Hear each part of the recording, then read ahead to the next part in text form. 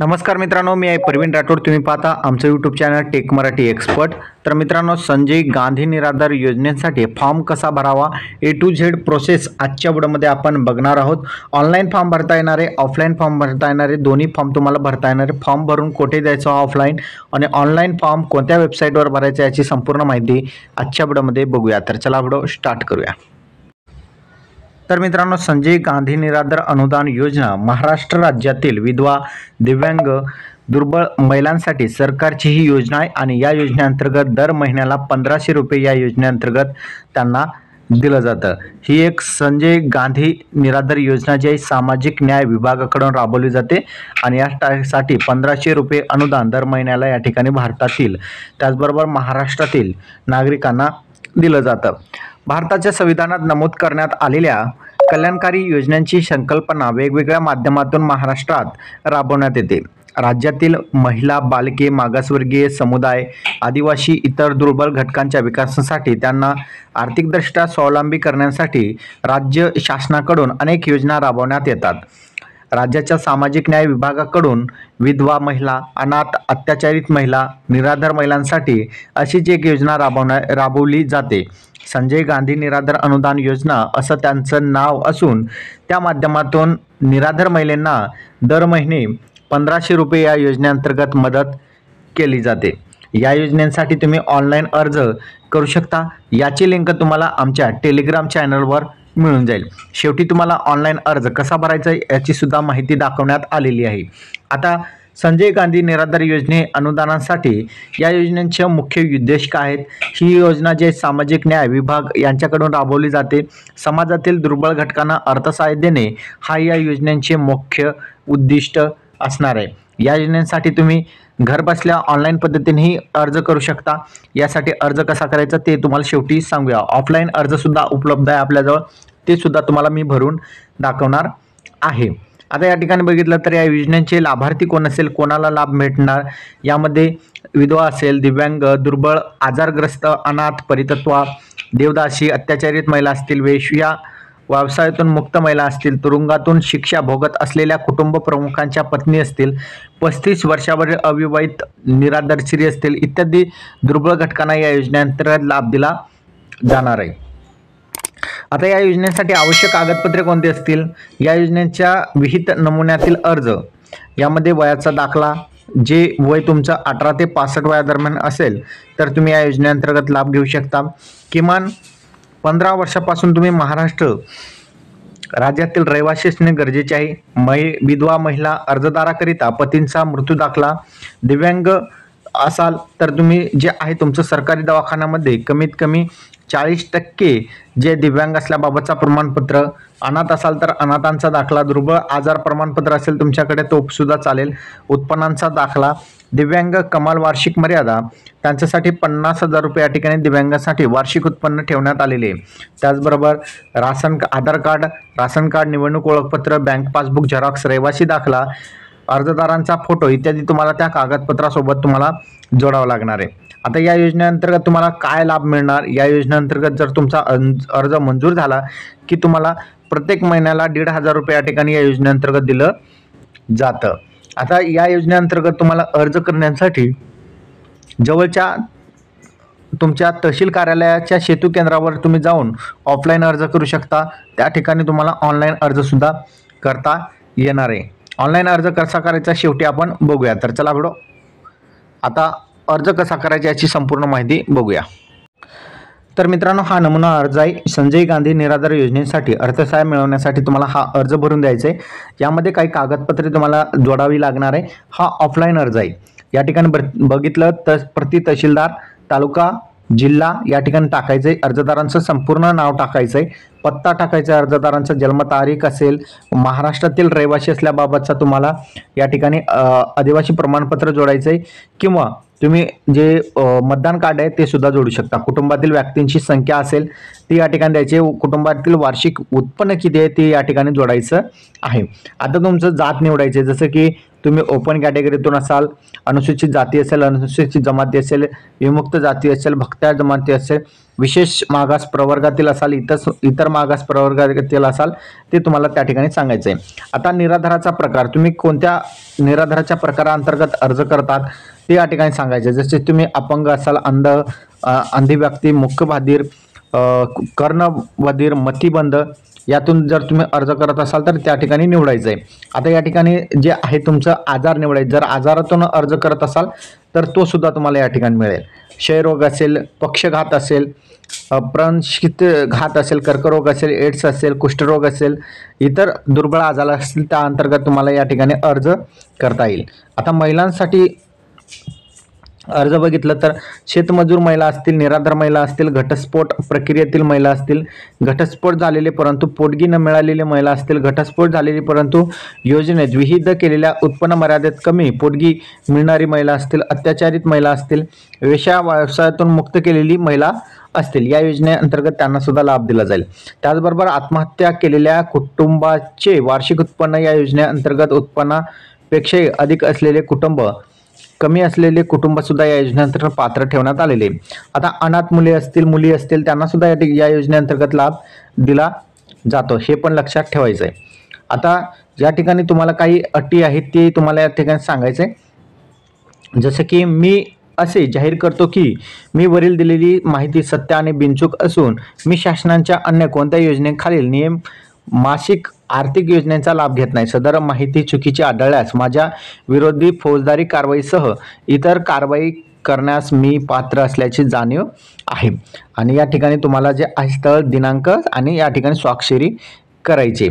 स्वाक्षरी केल्यानंतर या ठिकाणी तुम्हाला खाली यायचे.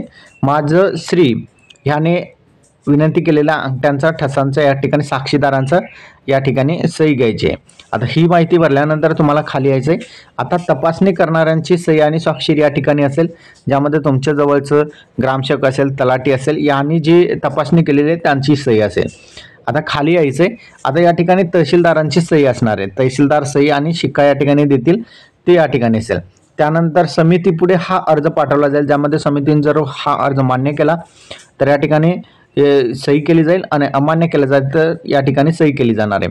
मान्य केलं तरच तुम्हाला या योजनेअंतर्गत पैसे मिळतात, अमान्य केलं तर मिळत नाही. संजय गांधी निराधार योजनेच्या समितींची या ठिकाणी स्वाक्षरी असेल, ज्यामध्ये अध्यक्ष असेल, सदस्य यांची या ठिकाणी संपूर्ण 8 जणांची या ठिकाणी स्वाक्षरी असणार आहे. आता संजय गांधी अनुदान योजनेअंतर्गत लाभ मंजुरींचे आदेश, जर तुमचं या ठिकाणी संपूर्ण जे आहे या ठिकाणी मंजूर झालं तर या ठिकाणी आदेश क्रमांक येईल, ज्यामध्ये तुमचं जे अर्ज आहेत मंजूर झालेले असल्याबाबतचा या ठिकाणी आदेश क्रमांक असेल, कार्यालय असेल, तालुका, जिल्हा या ठिकाणी असेल आणि त्याचबरोबर लाभार्थी योजनेचा दिनांक असेल आणि दरमहा त्यांना किती रुपये मिळणार या ठिकाणी दाखवेल आणि त्याचबरोबर कोणत्या बँकेमध्ये हे पैसे पाठवण्यात येणार आहे त्या खाते क्रमांक असेल आणि या ठिकाणी नायब तहसीलदार यांची स्वाक्षरी असेल.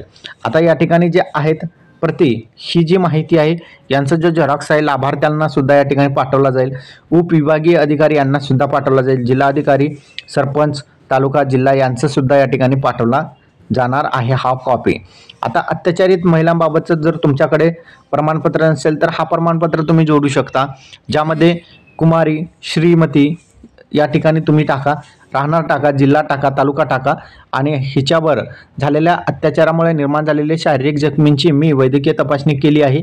सदर स्त्री तिच्यावर झालेल्या अत्याचारामुळे अपंगत्व आले आहे आणि कुरूपता आली आहे, यामुळे तिच्या मध्ये स्वतःच्या उदरनिर्वाह करण्यासाठी उत्पन्न मिळवण्याची क्षमता राहिलेली नाही, असे वैद्यकीय अधिकाऱ्याकडून या ठिकाणी तपासणी करून घ्यायचे आणि त्या ठिकाणी वैद्यकीय अधिकारी यांच्याकडून सही स्वाक्षरी करून घ्यायचे आणि तो सही स्वाक्षरी करून घेतल्यानंतर पुन्हा एक जे आहे अत्याचारित महिलांबाबतसाठीचा हा प्रमाणपत्र असेल, ज्यामध्ये पोलीस उपनिरीक्षक किंवा निरीक्षक यांच्याकडून तुम्हाला पोलीस स्टेशनमधून घ्यायचं आहे.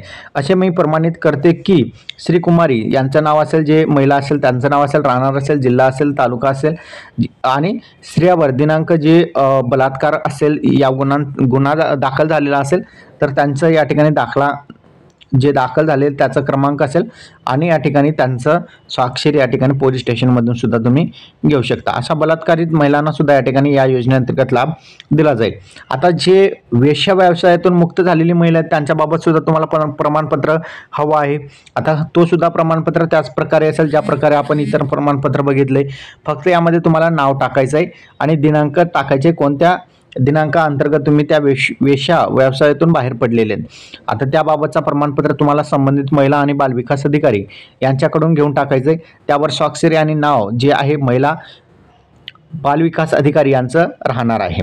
आता त्यानंतर यामध्ये बघितलं तर घटस्फोट प्रक्रियेतील स्त्रियांसाठी सुद्धा तुम्हाला प्रमाणपत्र या ठिकाणी जोडावं लागणार आहे। आता हा प्रमाणपत्र तुम्हाला ग्रामसेवक तुम्हाला देतील, तलाठी सुद्धा देऊ शकतो, हे लक्षात ठेवायचं आहे। अशा प्रमाणित करण्यात येते की स्त्री त्यांचं नाव असेल, महिलांचं नाव असेल, राहणार असेल, तालुका असेल, जिल्हा असेल, हिचा विवाह ज्या तुमच्या नवऱ्यासोबत विवाह झालेला होता त्या पतीचं नाव टाकायचं आहे, संपूर्ण गाव पत्ता त्यांच्याशी झालेला विवाहाची तारीख टाकायची किंवा दिनांक वर्ष टाकू शकता, परंतु त्यांचे कौटुंबिक संबंध सखोल्यांचे न राहिल्याने या दोघांची घटस्फोटासाठी न्यायालयामध्ये दावा दाखल केलेला आहे।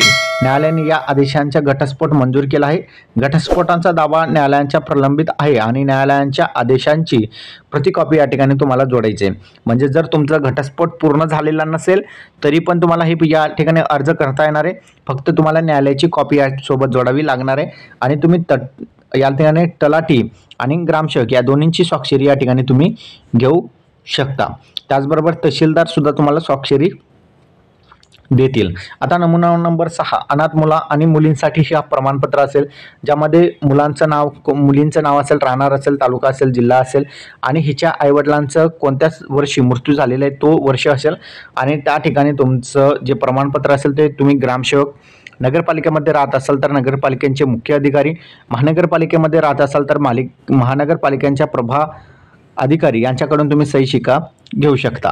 आता त्यानंतर या ठिकाणी खाली यायचे गटविकास अधिकारी तुम्ही जर ग्रामपंचायतमध्ये राहत असाल आणि प्रकल्प अधिकारी जर तुम्ही नगर परिषदेमध्ये राहत असाल आणि एकात्मिक बालविकास सेवा योजना हे जे असेल महानगरपालिकेमधून तुम्हाला या ठिकाणी सही घ्यायची आहे। आता हयात म्हणजे लाईव्ह सर्टिफिकेट या ठिकाणी तुम्हाला द्यायचं आहे। स्वतःबाबतचा हा या ठिकाणी हयातीचा पुरावा म्हणून आज दिनांक ज्या या ठिकाणी हजर राहिले, म्हणजे आता तुम्ही जे ह्यात लाईव्ह सर्टिफिकेट सुद्धा तुम्हाला द्यावं लागणार आहे, कारण की अनेक फसवणूक सध्या महाराष्ट्रामध्ये होतात। अनेक चुकीच्या जे मृत्यू झालेले व्यक्ती त्यांच्या नावाने जे आहेत या योजनेअंतर्गत लाभ घेतले जातात, त्यामुळे या ठिकाणी हयात प्रमाणपत्र सुद्धा तुम्हाला द्यावं लागणार आहे। ते दिल्यानंतर तुम्हाला तपासणी अधिकाऱ्यांची सही असेल, नाव असेल, कार्यालयांचा शिक्का असेल, ते तुम्ही तपासणी अधिकार ग्रामसेवक असू शकतो, तलाठी असू शकतो किंवा तहसीलदार असू शकतो, त्यापैकी तुम्हाला कोणताही घेऊ शकता। आता उत्पन्न प्रमाणपत्र याबाबतचं तुम्हाला जे आहे 100 रुपयामध्ये तुम्हाला जे उत्पन्न प्रमाणपत्र आहे तो ऑनलाईन उपलब्ध होईल किंवा तुम्ही डायरेक्टली या ठिकाणी नाव टाकून उत्पन्न प्रमाणपत्र घेऊ शकता, ज्यामध्ये तहसीलदार, उपविभागीय अधिकारी यांची तुम्ही स्वाक्षरी घेऊ शकता। आता या ठिकाणी बघितलं तर संजय गांधी निराधार योजनेतील लाभार्थ्यांना श्रावणबाळ सेवा योजनेत सुद्धा वर्ग करणे, आता हा 11वा फॉर्म आहे। जर तुम्ही या ठिकाणी संजय गांधी निराधार योजनेसाठी तुम्ही लाभ घेत असाल तर त्याबाबत तुम्ही या ठिकाणी अर्ज केलेला आहे। आता त्यानंतर अर्ज केल्यानंतर तुम्हाला श्रावणबाळ सेवा राज्य निवृत्तीवेतन योजनेचा सुद्धा लाभ घ्यायचा असेल तर त्या ठिकाणी तुम्ही घेऊ शकता। फक्त हा फॉर्म भरून तहसील कार्यालयाकडे तुम्हाला सबमिट करायचं आहे आणि याचा सुद्धा लाभ घेऊ शकता। आता तुम्हाला जर ऑनलाईन अर्ज करायचा असेल त्याची सुद्धा आपण माहिती बघून घेऊया। ऑनलाईन अर्ज कसा आणि कुठे करायचा, शक्यतो तुम्हाला मी वेबसाईट दाखवणार आहे, त्या वेबसाईटवर जाऊन तुम्ही अर्ज करू शकता। तर मित्रांनो, तुम्हाला ऑनलाईन अर्ज करायचा असेल तर आपले सरकार.mahaonline.gov वर जाऊन तुम्ही ऑनलाईन अर्ज करू शकता। सर्वात अगोदर तुम्हाला नवीन नोंदणी करायची आहे आणि त्यानंतर तुम्ही जे आहेत लॉग इन करून ऑनलाईन अर्ज करू शकता। सामाजिक न्याय विभागाअंतर्गतचा अर्जामध्ये जाऊन तुम्ही संजय गांधी निराधार योजनेसाठी अर्ज करू शकता। तर अशा प्रकारे बघितलं तर हा ऑनलाईन अर्जाची लिंक आहे, याची लिंक तुम्हाला टेलिग्राम चॅनलवर मिळून जाईल। तर अशा प्रकारे तुम्ही 2 पद्धतीने ऑनलाईन अर्ज, ऑफलाईन अर्ज करू शकता। हा व्हिडिओ कसा वाटला कमेंटमध्ये सांगायचा विसरू नका। चॅनलवर नवीन असाल चॅनलला सबस्क्राईब करा। इथे साम्य, जय हिंद, जय महाराष्ट्र।